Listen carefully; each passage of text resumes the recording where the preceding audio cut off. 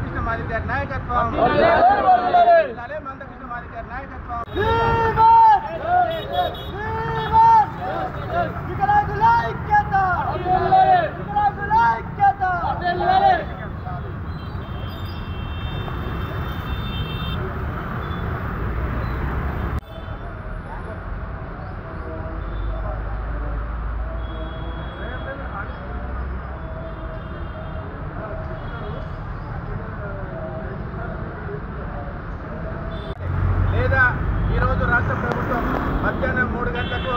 హైదరాబాద్ లో కేబినెట్ సమావేశం నిర్వహిస్తూ ఉంది। మేము ఇచ్చినటువంటి జూలై 1వ తారీఖు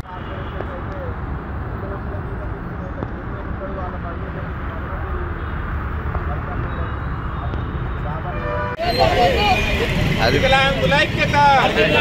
వికలాంగుల ఐక్యత పెంచాలి, వికలాంగుల పెన్షన్ 6,000 వెంటనే, వికలాంగుల ఐక్యత, వికలాంగుల ఐక్యత పెంచాలి।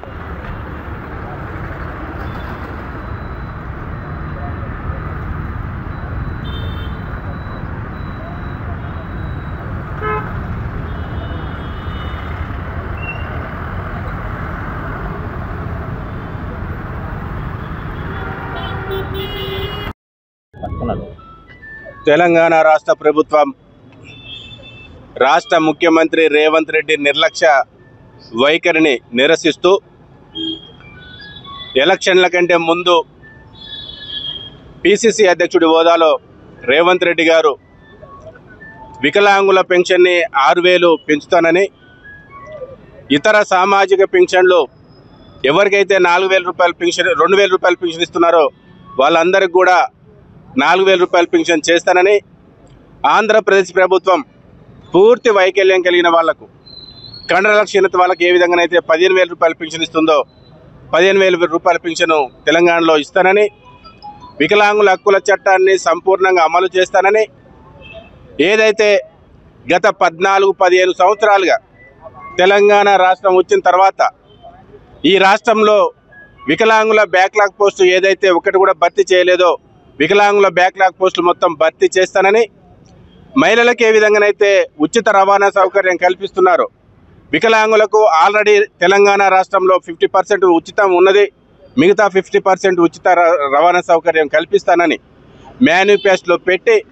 20 నెలలు గడుస్తున్నా కూడా మాకు ఇచ్చినటువంటి హామీల మీద కనీసం అధికారంలో ఉన్నటువంటి పార్టీ ఇస్తానని మాట్లాడట్లేదు. ప్రతిపక్షంలో ఉన్నటువంటి రేవంత్ రెడ్డి, మన ప్రతిపక్షంలో ఉన్నటువంటి కేసీఆర్